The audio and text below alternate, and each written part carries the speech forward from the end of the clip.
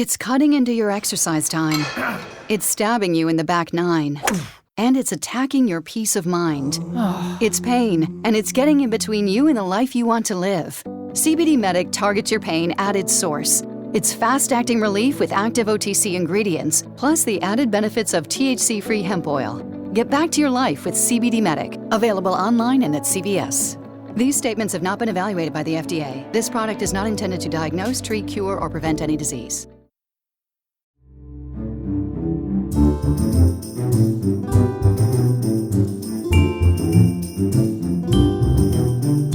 Buenos días, buenas tardes, les damos la bienvenida a esta nueva entrega de Paredro, podcast realizado entre la revista 070 de la Universidad de los Andes, la Fundación Gratitud, la Fundación de Fonseca, de la cual yo soy director, y en los estudios Acorde en Bogotá.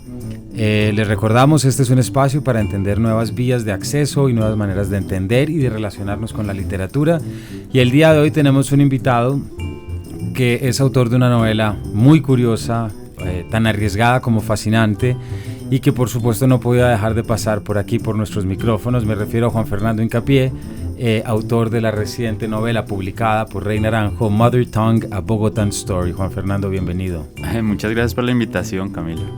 Bueno, esta es una novela que algunos de ustedes habrán escuchado las características, y es que está escrita en inglés, y es la primera novela que yo creo que se publica en Colombia por una editorial colombiana, escrita en inglés, no es traducida del español, sino que es escrita íntegramente en inglés.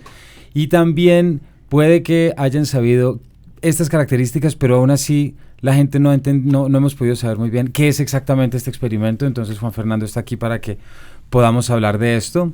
Pero también queremos hablar con él sobre su labor como traductor, como novelista, y también sobre esa experiencia que fue vivir en Houston y en El Paso. Así que, Juan Fernando, sin mayores preámbulos, cuéntenos, ¿cómo es ese largo trayecto que lo lleva a escribir una novela en inglés después de su experiencia en Estados Unidos? Pues yo la escribí hace ya algunos años. Y en ese momento de mi vida yo estaba viviendo en Houston, estaba estudiando un doctorado en lingüística hispánica, y en ese momento estaba en el proceso de publicación de Gramática Pura, me acuerdo. Pero era muy difícil, algunas editoriales me decían que sí, luego que no, me prometían cosas y bueno. Yo me había ido a Houston a estudiar porque pensé que iba a tener el mismo tiempo que tuve en El Paso para escribir, y no. Claramente no, este doctorado era súper demandante, yo tenía que hacer muchas cosas, no me quedaba un tiempo para... Bueno, sí leía, seguía leyendo literatura y robándole tiempo a las otras lecturas, pero para escribir no había un segundo. Entonces llegó un punto en el que yo terminé materias y tenía que, o me quedaba un semestre nomás, y pues era la decisión de convertirme en profesor, investigador, y o sea, pasar años de mi vida investigando el qué galicado en Ciudad de Guatemala, algo así. O seguir mi camino de escritor. Entonces, di un golpe sobre la mesa y dije, no, yo soy escritor, yo quiero escribir novelas. Me retiré, pedí un aplazamiento del doctorado y dije, bueno, ¿ahora qué voy a hacer? Yo tenía más o menos en mente lo que quería hacer con este texto, y paralelamente había comenzado a traducir en varias agencias, y siempre quise traducir literatura. Recuerdo que en Houston yo leí el libro de Patricia Engel, Vida. Traduje el primer cuento y se lo ofrecía a todas las editoriales aquí en Colombia, a todas. Ni siquiera me respondieron. 4 años después lo tradujo otra persona y el libro tuvo mucho éxito, me acuerdo de eso. Entonces comencé a escribir y comencé a tomar notas, pero yo no estaba como satisfecho con el tono, y me parecía algo similar a mi primer libro, que se llama Gringadas. Y yo no sé por qué, en realidad no lo pensé ni nada, pero un día dije, oiga, ¿por qué no en inglés? ¿Será que una persona como yo, de mi formación o de mi falta de formación, puede escribir una novela en inglés? Fue más como un reto. Y ese día trabajé en inglés, releí los párrafos y dije, está como bien. Y al otro día, y al otro día, y al otro día, y ya en 3-4 meses ya estaba. Ya. Ahorita le voy a preguntar sobre cómo fue ese proceso, porque a mí me parece que para un novelista pocos ejercicios pueden ser más chéveres y más exigentes que pensarse en otra lengua. y sobre todo pensarse en otra lengua para hablar sobre nuestra cultura o sobre su cultura bogotana. Pero antes de eso quisiera volver sobre esos dos primeros libros, sobre Gringadas y Gramática Pura. Ajá. Gramática Pura, también publicada por Rey Naranjo, pues tiene un personaje particular, ¿verdad? Pero quisiera, a través de preguntarle por ese personaje, ¿cómo fue su experiencia de hacer un doctorado en lingüística y al mismo tiempo estar escribiendo narrativa? Porque normalmente hay una frase muy buena de Sobremesa de Silva, que es cuando alguno de estos personajes le dice a Fernández: el crítico en ti mata al poeta. Y mucha gente que tiene intenciones creativas termina apabullado por la jerga académica, y no solamente por una contaminación en el léxico, sino porque a veces se puede convencer de cosas que no necesariamente le convienen a la creación narrativa. Entonces, ¿cómo fue eso? Pues primero, yo hice una maestría en creación literaria en Houston. De ahí salió, bueno, un libro muy largo que no he podido publicar, y ahí salió Gringadas. Publiqué Gringadas, el libro, digamos, que tuvo un éxito relativo para ser de un autor desconocido. Sin embargo, nada me estaba saliendo bien aquí en Bogotá, pero nada, no tenía trabajo, era un desastre todo. Entonces yo dije, bueno, refugiémonos otra vez en la academia gringa. Yo sabía que no quería estudiar un doctorado en literatura, eso sí lo tenía clarísimo. Okay. Entonces ahí estaba yo terminando Gramática Pura, me acuerdo, y dije, bueno, lingüística es un tema que me interesa, etcétera. Y de hecho yo llegué a Houston con una pregunta que me resolvieron a los 3 días, y era: ¿por qué hay gente que arma la oración condicional con 2 pasados? Por ejemplo, si yo hubiera jugado, pues hubiera es en pasado y el condicional es el futuro del pasado. Esa oración se tiene que causar con un habría. Si yo hubiera jugado o si yo hubiera estudiado, habría pasado, porque el condicional es el futuro del pasado. Sin embargo, yo veía muchos casos en que la gente arma el condicional con 2 pasados, lo cual es una falta como a la lógica, porque el condicional es el futuro del pasado. O sea, si yo hubiera. Claro. Entonces yo llegué a Houston y dije, bueno, alguien que me satisfaga esa duda. Esto a los 2 días alguien me dijo, pues porque sí, huevón, o sea, porque hay gente que no sabe, y el habría es una forma un poco rebuscada, y seguramente en algunos años el habría habrá desaparecido. Yeah. O sea, porque la lengua es de los hablantes, etcétera, etcétera. Y yo había escrito este libro con una chica bogotana insoportable que corrige a todo el mundo, que no se aguanta un error gramatical. Yo sentía que en ese personaje había literatura, en alguien como tan tonto, pero a la vez como que sabe tantas cosas.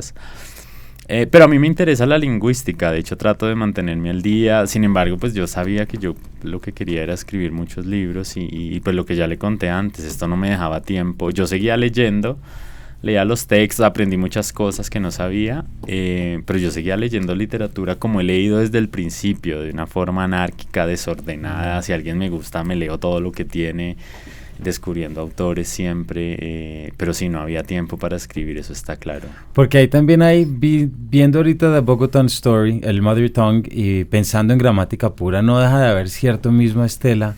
Digamos, uno es como este intento de crear pues intento no, en lo que se hace es que se crea un personaje, pero es como si el contenido narrativo de la novela también está basado dentro de estas reglas gramaticales que al mismo tiempo se utilizan como estas excusas y disculpas para poder escribir la novela y crear este personaje tan absolutamente detestable. Ajá. ¿Cierto?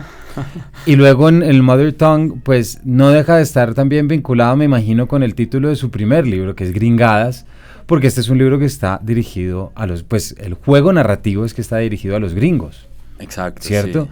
Pues sí, digamos que hay algo en la construcción de personajes que es similar. En mis 3 libros siempre alguien se devuelve de Estados Unidos a Colombia, comienza como a sacar conclusiones, a mirar. Por supuesto, el hecho de que la protagonista y la narradora de Gramática Pura sea una mujer, eso cambió todo para mí. Es básico como hacer otra cosa, ¿me entiende? Okay. Entonces, eso también me llegó de la misma manera en que me llegó a escribirlo en inglés. Yo estaba haciendo notas como si el narrador de Gramática Pura fuera un hombre muy parecido a mí, joven, colombiano.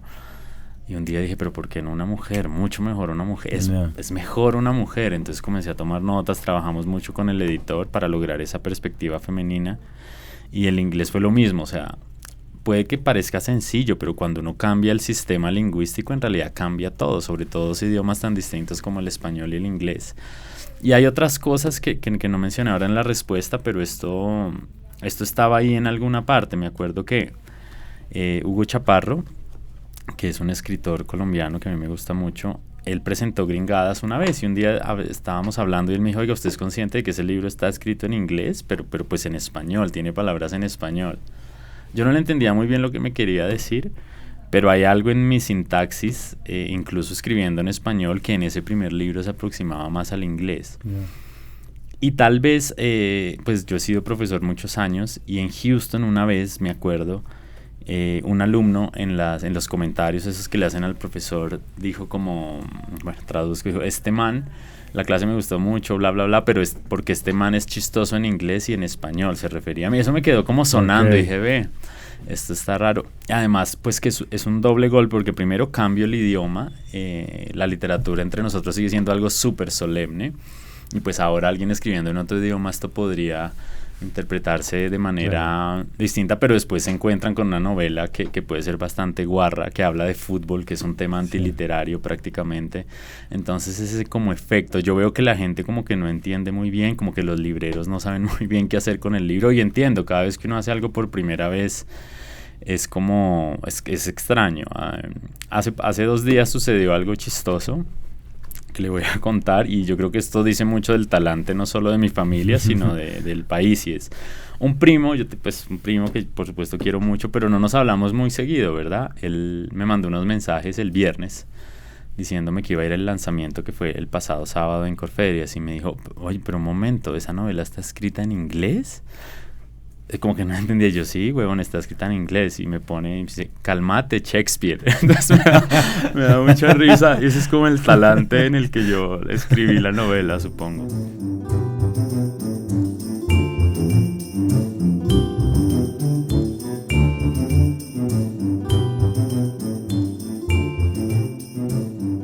Claro, porque es que hay un tema que aquí ya, digamos que una sensibilidad lingüística o literaria puede ayudar a mucha gente a entender, y es ese gran trabajo que implica pensarse a uno mismo en otra lengua, y la manera como cada lengua es una manera de referirse al mundo, y no solamente referirse al mundo desde su materialidad, sino también un sistema de pensamiento que obliga a entenderse desde distintas facetas y desde distintos perfiles.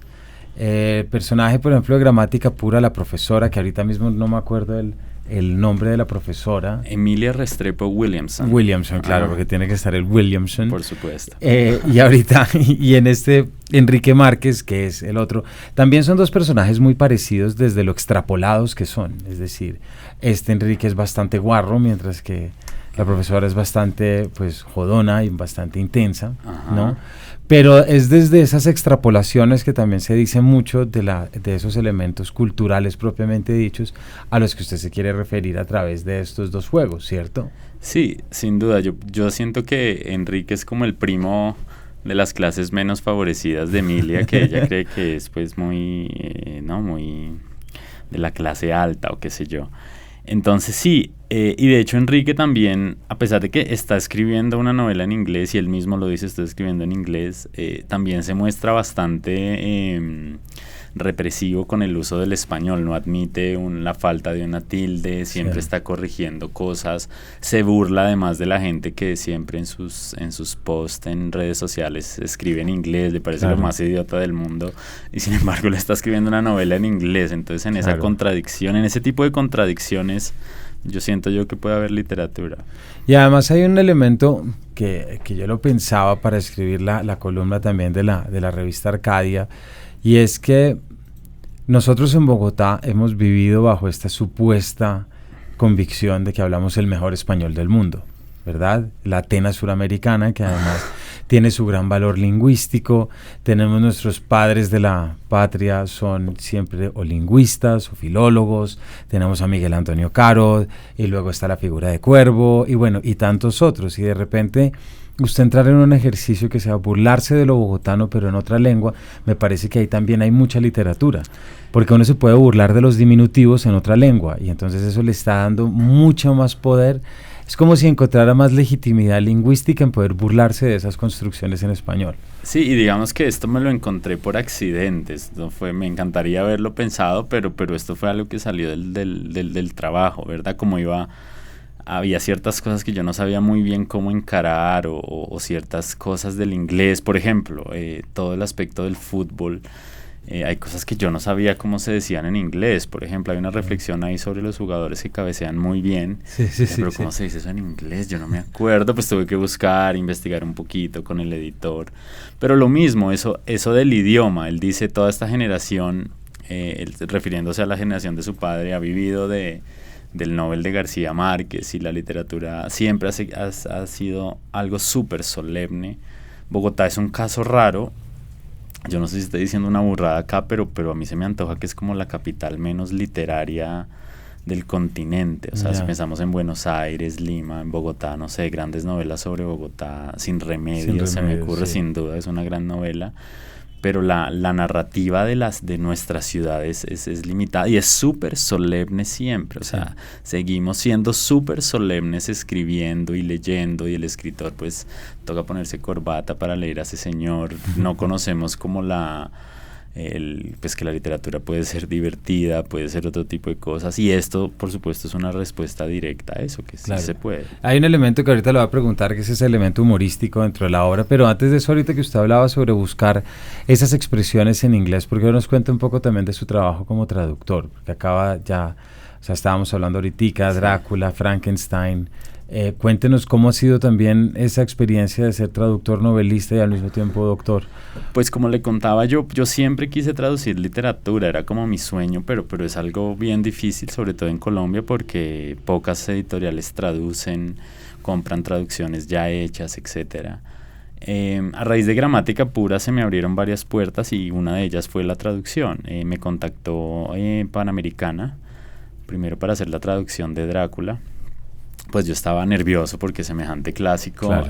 Pese a que yo ya tenía mucha cancha traduciendo, y pues lo hice, y bueno, no me voy a atribuir aquí mayores virtudes, pero traducir un libro se parece mucho a escribir un libro, sin duda. O sea, yo trabajo exactamente igual cuando estoy escribiendo que traduciendo. Temprano me pongo un límite, y la única ventaja de la traducción es que nunca te trabas, porque pues el texto ya está y pero ha sido una experiencia increíble, sobre todo cuando uno traduce un libro, uno se da cuenta exactamente de todo. Por supuesto, tengo clarísimo que Stoker es un genio, pero genio, o sea, impresionante. Esa novela es increíble, la variedad polifónica, todos los recursos son perfectamente manejados. Después me tocó otro clásico que es Frankenstein, una cosa impresionante. Todavía no me repongo del hecho de que fue escrito por una chica tan joven, de 19 años, si no estoy mal. Increíble también. Sí, que increíble, son 2 obras de acuerdo. La forma de escribir. Y tuve la oportunidad también de traducir algo más contemporáneo, que es Un vaso con agua bajo mi cama, de Daisy Hernández, que es una hija de inmigrantes colombianos, o de una mujer de Boyacá, Estados Unidos, que se casó con un cubano. También muy bien, me encanta, o sea, ojalá nunca dejara de traducir. A veces pues estoy buscando como qué traducir, ahí puede que haya algunos proyectos, pero me gusta, siento que es el mejor entrenamiento para un escritor, trabajar todos los días con el lenguaje, que es lo que haces pues traduciendo, oración a oración, no hay manera de hacerle el quite. Bueno, de acuerdo. Y además en los primeros 2, Drácula y Frankenstein, también es un campo muy determinado, ¿no? O sea, para haber traducido la una detrás de la otra, que habla mucho de nuestros lectores, ¿no? Claro. Porque son 2, o sea, por un lado es lo gótico absoluto en Drácula, y Frankenstein es esta idea de, bueno, que se puede hablar de la primera obra de ciencia ficción, pero también que mete todas las preocupaciones románticas. Exacto. Y sobre todo ese uso tan poético de la criatura, para poder como cumplir con una expectativa que él mismo se impone. Exacto, no, y sobre todo la idea que subyace por debajo de Frankenstein, que es darle vida a algo, a un ser inanimado. Eso es absolutamente brillante. Sí. He leído un poco sobre cómo fue toda la concepción. William Ospina tiene una novela buena al respecto, que fue en 1816, Un verano extraño que no hizo sino llover en Suiza. Y 4, o sea, Polidori, Lord Byron, el poeta Shelley y Mary se quedaron encerrados y dijeron, bueno, vamos a crear una historia la que más nos asuste, y esta chica. Todos produjeron algo, pero pues la creación de Frankenstein. Y hay ciertas cositas que, digamos, no quiero sonar irrespetuoso con Shelley, pero digamos, traduciéndolo uno le ve como las las costuras de pronto, Ok. que el engendro esté en el bosque y se encuentre unos libros, bueno, en fin. Sí, sí. Pero la idea es absolutamente brillante, ese libro, y lo escribió una niña de 19 años. Sí, ese es un- Yo a los 19 años creo que todavía comía tierra, o sea, es que es increíble. Ahí hay un tema que esa es una novela en la que Drácula, que es una novela epistolar y tiene estos componentes, pero es de acuerdo, Frankenstein es una novela que hay que leer por lo menos una vez al año. Es increíble. Y hay una cosa muy bonita y aprovecho también para hablar, y es esa idea de que siempre nos han vendido el pobre Frankenstein con los tornillos que le sale de la sien, ¿no? Que esa figura de Bela Lugosi, no es Bela Lugosi, pero que es todo ese. Ajá. Y uno tiende a olvidar que lo primero que hace la criatura dentro de toda la narrativa es llorar. O sea, eso es un elemento que la cultura y el mass media también se ha comido por completo. O sea, que no es solo malo, también hay un No. elemento de bondad tremendo. Claro. en él. Exacto. Claro. Bueno, en fin, es una cosa tremenda.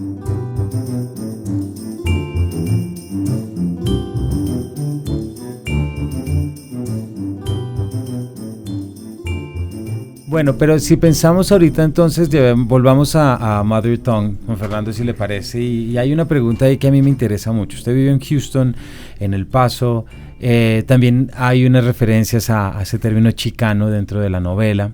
¿Su novela es una novela chicana? O sea, La pregunta está buenísima porque yo he leído, digamos, me parece un fenómeno súper interesante que los hijos de inmigrantes a los Estados Unidos estén produciendo obras. Yo tenía una gran confusión respecto de lo chicano. Aquí pensamos que su vehículo expresivo es el español y no, para nada. Toda la literatura chicana es en inglés, que tiene un componente de español. Eso es otra cosa, pero por supuesto hay hijos de mexicanos, pues hay muchas novelas de eso, pero ahora estamos viendo novelas de hijos de inmigrantes colombianos. Unas, digamos, está Patricia Ángel, Daisy Hernández, que la acabo de traducir, Sergio de la Pava, que es impresionante. Claro, pero ellos hicieron su vida ya, su lengua materna, digamos que es el inglés, o tienen un bilingüismo mucho más avanzado. Yo esta novela la hice con un inglés de colegio bogotano de clase media, de inglés intensivo, es distinto. Yo me fui a vivir allá cuando tenía 16 años. Supongo que tengo buen oído para los idiomas y es una muy buena memoria, pero es distinto porque pues yo he publicado libros en español, quiero seguir publicando libros en español. Entonces yo no entendería muy bien cómo enmarcarla, pero bueno, si quieren decir que esto es literatura chicana, yo encantado, tal que se venda lo que sea. Porque hay un tema que me parece muy interesante y que usted también está destacando, y es que la novela, cuando nuestros oyentes la vayan y la compren y uno la empieza a leer, se siente que no es un inglés nativo. Pero eso es precisamente uno de los aspectos más seductores, me parece a mí, más persuasivos de la novela. Porque no es un inglés nativo, no es un gringo nativo hablando sobre Colombia o sobre Bogotá. Es alguien que es bogotano y a través de una lengua que no es su lengua materna, aunque tenga el título Mother Tongue, se está refiriendo. Entonces, es un inglés muy interesante desde esa perspectiva. Y también porque, y esta es una pregunta que le quería hacer, ¿de dónde, no sé si qué tan consciente o no, pero cuáles fueron como sus claves humorísticas para llegar? Porque es un libro en el que uno se totea de la risa, o sea, es un libro en el que uno se ríe todo el tiempo, pero utiliza el inglés también desde esa comedia gringa que puede ser muy reiterativa dentro de los usos propiamente lingüísticos, pero por el otro lado hay un humor bogotano total. Pues vaya pregunta. Es raro porque lo que usted dice es cierto. Siempre que yo veo, por ejemplo, a los extranjeros que me he topado acá, o cuando vienen, digamos, al tercer mundo a visitarnos aquí a los pobres, hay una solemnidad. No sé si es porque están asustados de que algo les va a pasar, pero no se atreven a decir nada malo, etcétera. Esto es otra cosa, porque evidentemente este personaje es de acá, sabe cómo es un humor, no sé si bogotano, pero algo colombiano, como que vale huevo, entonces como que le tira a todo el mundo. Exacto, ¿no? Este personaje no conoce la corrección política. Sí, para nada. Yo no sé cuáles sean los referentes, pero para mí es importante, sé que no es lo único que hay en los libros, pero que los libros sean entretenidos, que por lo menos un libro te haga reír o cagar de la risa al menos una vez. Claro.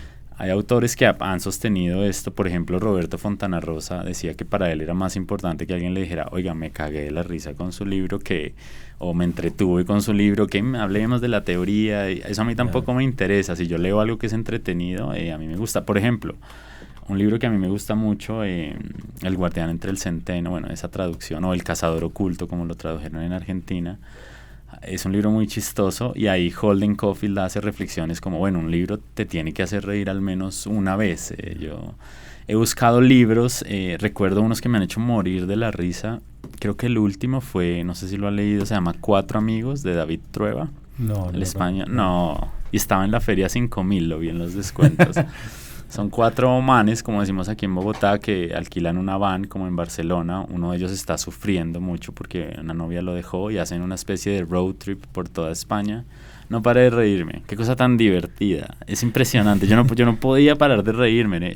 Y a mí esa literatura me gusta mucho. Y ese es, por ejemplo, uno de los puntos de que si uno peca, si uno le busca algún tipo de falencia a nuestra actual producción literaria en Colombia, de los últimos 5 años, me atrevo a decir, o de los últimos 10, podemos encontrar acercamientos a lo histórico, a lo emocional, bueno, hay una cantidad de cosas, pero lo humorístico es algo que no es tan claro. Sí, o sea, tenemos unos escritores humoristas, pero que no son necesariamente literarios o narrativos, me parece. Puede ser, y eso es parte de la literatura, sigue siendo algo súper solemne para nosotros los colombianos, incluso para los latinoamericanos. Todavía estamos buscando esa gran figura, el maestro, que llegue a opinar sobre todo, y nadie como que se toma el tiempo de que esto también puede ser literatura. Exacto, súper solemne las cosas.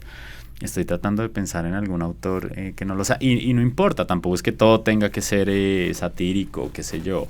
Cada cual hace lo suyo y lo hará lo mejor que pueda, pero sí, me acuerdo que, por ejemplo, Ricardo Silva inmediatamente leyó la novela y dijo, sí, esto es una novela, esto es una sátira, una novela. Yo no lo había pensado en esos términos, pero bueno, pues ahí está, sí, pero entiendo, nuestra literatura y nuestra concepción de la literatura sigue siendo solemne a más no poder, y es un poco, pues, ridículo si uno lo piensa con detenimiento. Además, porque en los últimos meses, por no decir el último año, yo creo que si nuestra actualidad política o nuestra actualidad nacional en términos generales ha sufrido mucho por entender qué es el humor. Porque, es decir, está el caso de los famosos posts de Carolina Sanín, ¿no? Uh-huh. Con el efecto humorístico que no se comprendió o no se quiso comprender. Luego está las caricaturas de Matador, que no deja de ser un caricaturista, ¿verdad? Okay. Y luego muchas otras personas que entienden que el humor, precisamente ese desplazamiento del sentido que produce el humor, es una nueva oportunidad de verse desde otra perspectiva. Exacto. ¿No? Y eso me parece que es fundamental. Es muy complicado uno reírse de todo porque hay cosas de las que... Pero incluso si uno se encuentra con autores o con personas que tienen un humor negro muy profundo y muy fuerte, y uno logra darse cuenta que el motivo de la burla no es el sujeto, sino el contexto. Exacto. ¿No? Es una manera distinta de entenderse a uno mismo. Después de ese proceso, si usted está de acuerdo, ¿qué fue esa verdad o qué fue esa hipótesis que usted sacó de lo bogotano que antes no supiera? A través de... Qué pregunta. No sé, hay todavía como que no tenemos buen humor. Decimos todavía que, por ejemplo, he escuchado este comentario 1000 veces, el humor colombiano que es tan bueno y el humor gringo, pues nada que ver. El humor gringo a mí me parece, por ejemplo, SNL, Saturday Night Live, es una cosa impresionante. Todo el tiempo trabajan, se mejoran, evolucionan hacia algún lado. A mí me encanta. En cambio acá pues tenemos no sé, pues con nuestros humoristas. Jaime Garzón, por supuesto, prometía mucho. Qué lástima que lo mataron tan feo. Por ejemplo, estos dos, Martín de Francisco y Santiago Mauri, cuando yo tenía 15 años, estaba en el colegio, era lo mejor. Sí. Hace poquito vi que tienen un programa que está en YouTube y yo lo vi como 5 minutos y dije, las mismas estupideces de hace 20 años, es que por favor trabajemos un poquito. Me pareció súper tonto, aunque la gente dice que es muy chistoso, pero no, pues hay que trabajar. Ahí, digamos, no sé, Junot Díaz, por ejemplo, es un autor que tiene muy buen humor. Devolviéndome un poquito a la pregunta, yo recuerdo que leí a un autor que a mí me pareció... que me impactó por su, no sé si humor, pero por la gracia con la que contaba todo, y fue Bryce Echenique. Okay. Yo lo leí a él muy joven, últimamente lo he buscado en algunas novelas y como que no ha habido suerte con él, pero el díptico de Martín Romaño, por ejemplo, Un mundo para Julius, son novelas que para mí significaron mucho, y y me llevaron lejos de la idea de la solemnidad que tenemos los colombianos para todo. Yo no sé si tengamos tan buen humor los colombianos como creemos, pero el caso es que nos cuesta mucho burlarnos de nosotros mismos, como que hay un punto, lo mismo, caricaturistas famosos que supuestamente son los humoristas, alguien les dice algo en Twitter y se van ofendidísimos. Yeah. Entonces nos falta un poquito como burlarnos de nosotros mismos, es lo que yo creo del humor. En realidad no tenemos tan buen humor porque siempre se atraviesa la solemnidad de yo soy muy importante, yo soy la figura pública, de mí no. Es ridículo y yo siento que este personaje se burla también del mismo todo el tiempo.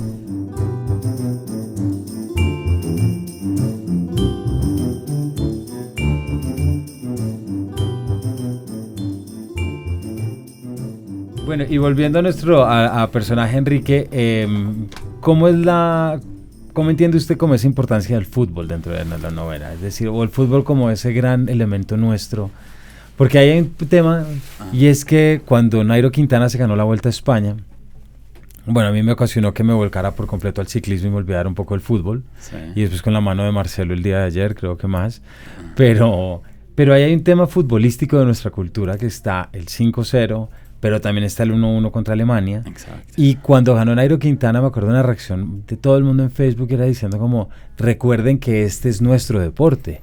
Que es el ciclismo el que es nuestro deporte, que era muy interesante ver, porque una cosa son las glorias pasadas de Lucho Herrera, Fabio Parra y no hablar ya de los que están mucho más atrás, a de repente el fútbol en el que uno dice sí, pero somos tan buenos en fútbol como para creer que es nuestro deporte nacional. ¿Usted cómo lo ve? Es que el fútbol llega a unos niveles de intensidad que ningún otro deporte ni siquiera se le acerca, ni siquiera. Pero eso también tiene que ver con nuestra solemnidad y yo creo que viene, pues Borges hizo unos comentarios súper peyorativos sobre el fútbol y yo creo que todos sus seguidores, pues el fútbol y la literatura nunca se llevaron bien hasta hace unos años. El despertar de todas las narrativas de fútbol y eso. Hay un ejemplo muy claro, es un libro que yo disfruté muchísimo. Hay una colección que se llama Hooligans Ilustrados de la editorial española Libros del Cao. Sí. Entonces lo que ellos hicieron fue, un periodista, un escritor de mérito, hacía un libro sobre su equipo. Y hay un libro escrito por un tipo que es súper aficionado al ciclismo, que se llama Ander Izaguirre, no sé si lo has leído. Él escribió un libro sobre la Real Sociedad que se llama Mi abuela y 10 más. Es fabuloso, fabuloso. Y ahí siempre está diciendo lo que tú decías ahora. Estoy consciente que estoy escribiendo un libro sobre la Real Sociedad, pero el ciclismo, eso sí es un deporte. Ya. Es que el fútbol trasciende eso, o sea, la carga emocional, ni siquiera hay un deporte que se le aproxime. O sea, cuando juega la selección Colombia de voleibol, que estoy seguro que hay, yo no me junto con mis amigos y hey, compremos una botella de agua. Bueno, estoy exagerando a ver esto porque esto... El ciclismo, claro, es la épica de un solo chico haciendo eso, también es increíble, pero es que el fútbol es increíble. Y acá en esta novela, pues yo retomo eso, pues digamos esa gestión de fútbol y literatura. El fútbol profesional yo siento que no es muy literario. Es mi percepción, pero todo lo que rodea al fútbol, por ejemplo, un niño de 12 años en pijama que no entiende su lugar en el mundo y está viendo eso y está entendiendo que un país como el suyo jamás podrá derrotar a un país como Alemania en nada, mucho menos en fútbol, y sin embargo empatamos, ni siquiera ganamos, ¿no? Empatamos. Entonces ese es el momento más feliz de su vida en que un país como Colombia, y hace unas reflexiones, por ejemplo, sobre los penaltis. Dice, los países pobres en los penaltis siempre, o sea, Perú, Colombia nunca van a asustar a nadie. En cambio, una definición por penaltis contra los alemanes, pues todos nos asustamos porque pues ellos son alemanes. Entonces hay a este personaje, y eso sí es algo mío, siempre lo ha acompañado el fútbol, como que no había nada más en su vida de clase media bogotana que vaya y juegue fútbol y no joda. Y él lo asumió eso, no solo jugar, sino ver, están los videojuegos y eso está plasmado en la novela, por supuesto futbolistas que lo han impactado. Hay un caso ahí de un futbolista absolutamente desconocido, pero esto es algo personal, Walter Escobar se llama, troncazo, creo que jugó en la selección Colombia por ahí apenas una vez. Pero ese tipo, ¿cómo cabeceaba? O sea, cabeceaba más duro de lo que Roberto Carlos le pegaba. Entonces ahí hay una reflexión diciendo, ese tipo, increíble. ¿Cómo cabeceaba este bárbaro? O sea, cabeceaba más duro de lo que le pegaba con los pies. Ciertos aspectos del fútbol que no son necesariamente un perfil sobre Messi, Ronaldo, que ya se pueden agotar, sino todos los aspectos periferales de lo que suscita el fútbol. Eso es rico, es súper literario. Los Claro. países juegan un poquito como son, ¿verdad? Sí. Colombia es prácticamente imposible que le voltee un partido a alguien. Si comenzamos ganando está bien, pero no está en nuestro carácter eso. Los uruguayos juegan como los uruguayos. En fin, todo ese tipo de cosas que para mí son muy ricas y están en la novela. Esto es como un texto futbolístico, prácticamente. Bueno, ahí sí, de hecho hay una frase muy buena que estaba buscándola ahora, pero no la encuentro subrayada. Y es que todos llevamos en el corazón un penalti que votamos. Claramente. No. Sí. que es una figura muy buena, muy chévere. Juan Fernando, ¿por qué no nos lee alguna parte del libro? Si quiere, alguna parte que sea precisamente sobre fútbol. Ok. Habíamos pensado en que leyera la traducción, pero a mí me gustaría que lo leyera en inglés, si le De parece. una, Porque de esa es la lengua original de la novela y yo creo que eso es lo que es más interesante. Ok, no, buenísimo. Espere, busco algo algún pasaje chévere y lo leemos. De antemano disculpará a la audiencia mi inglés con acento clase mediero de Bogotá, pero bueno, es lo que hay. I was 12 and already reckless when Colombia outplayed Germany at Giuseppe Meazza Stadium, also known as San Siro. Not that you care about the fact, but I do. On June 19, 1990. Since the majority of the North American population won't know what I'm talking about, I have to clarify that the game corresponded to the group stage of World Cup 1990, played over the Italian summer. Germany had already thrashed both the United Arab Emirates and Yugoslavia in the previous matches. Colombia beat the UAE 2-0 in an easy match. Sorry, Arabs. I know that a sensitive person can take this as an insult, but you did come last in the competition, and lost to Yugoslavia by 1 goal. In that match against the Yugoslavian, the wonderful René Higuita stopped a penalty by Faruk Hadzibedzic, who, believe it or not, went on to miss another penalty in the competition. Some people never learn. Hay una cosa también que es muy buena y que no se puede leer, pero es la cantidad de notas a pie de página que utiliza a lo largo de la novela, Okay. ¿no? Sí, son como explicaciones, digamos, acá está este caso de Faruk Hadzibedzic y ahí mando una nota al pie donde explico que este bárbaro, René Higuita, le atajó un penalti y tuvo, yo no sé si los huevos o la falta de cerebro, de tomar otro penalti en la definición contra Argentina y volver a votarlo. O sea, es como alguna gente nunca aprende. No solo votó uno en un mundial, votó 2 y su país quedó eliminado. Investigué un poco sobre el tipo. Tuvo cierto éxito como técnico en España, en Francia, pero estoy seguro de que nunca se le olvidó eso. Yo todavía en mi modesta carrera futbolística todavía me acuerdo perfectamente de que boté algunos penaltis, pero no eso, sino lo que sentí.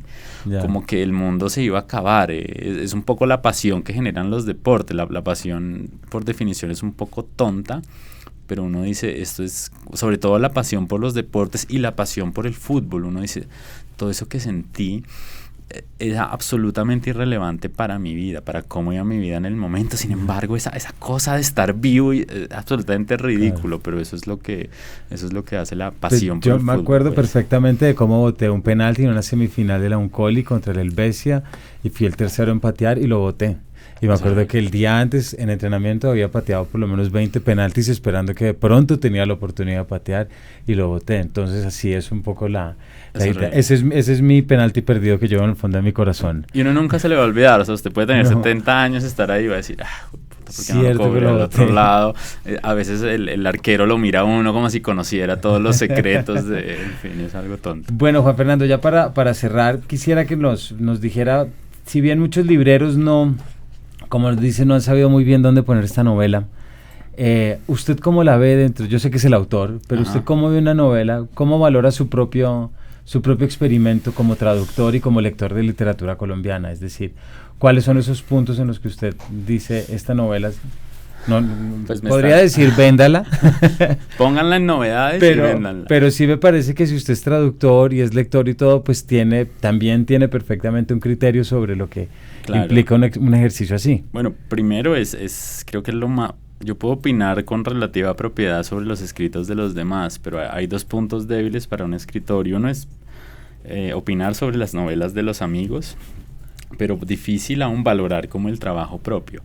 Sin embargo, ya que me lo pregunta, pues primero esto es un libro colombiano, absolutamente colombiano, simplemente escrito en otro sistema lingüístico. Es una novela, como ya lo hemos hablado, muy divertida, yo creo que le puede gustar a mucha gente.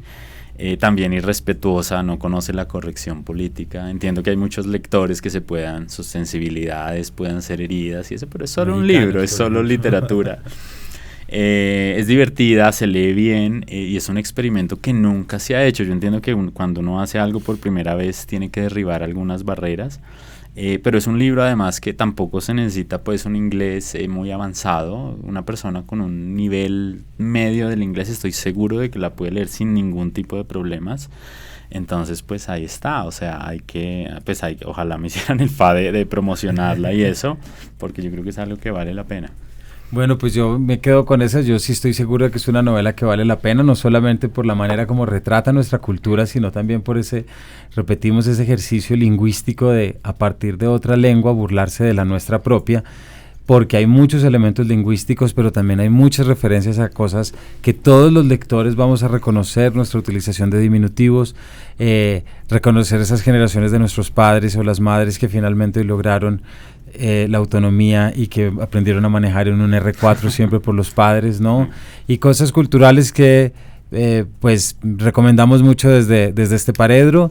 Agradecemos que Juan Fernando estuvo aquí hablando con nosotros. Lean la novela, regálenla a sus amigos gringos que vengan, regálenlo a esos amigos que no hablan español, porque va a ser una excelente manera de conocer nuestra cultura, porque las cosas con humor muchas veces entran mejor que desde la solemnidad, como nos dijo. Juan Fernando, muchísimas gracias. No, muchas gracias, hombre, me sentí muy cómodo, muy amable. No, y a ustedes gracias. Estamos despidiéndonos desde los estudios Acorde. Esto es Paredro, un podcast de 070 y la Fundación Gratitud. Mi nombre es Camilo Hoyos. Muchísimas gracias y hasta la próxima. 070 Podcast es realizado en colaboración con anfitriones como Camilo Hoyos y Gloria Susana Esquivel. Es producido en los estudios de Acorde FD. Cuenta con la colaboración de María Elvira Espinosa, directora de arte de 070. La música es de Gabriela Navas y la dirección y edición general es de Sebastián Payán.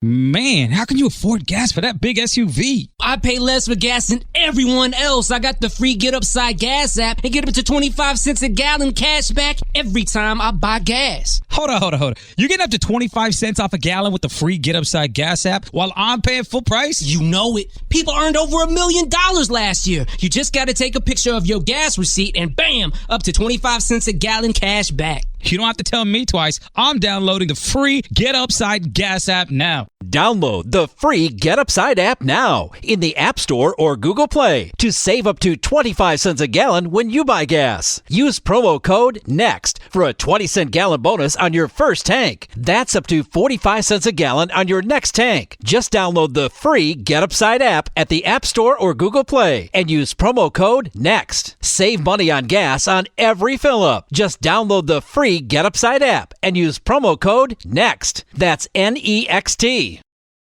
It's cutting into your exercise time. It's stabbing you in the back nine. And it's attacking your peace of mind. It's pain, and it's getting in between you and the life you want to live. CBD Medic targets your pain at its source. It's fast-acting relief with active OTC ingredients, plus the added benefits of THC-free hemp oil. Get back to your life with CBD Medic, available online and at CVS. These statements have not been evaluated by the FDA. This product is not intended to diagnose, treat, cure, or prevent any disease.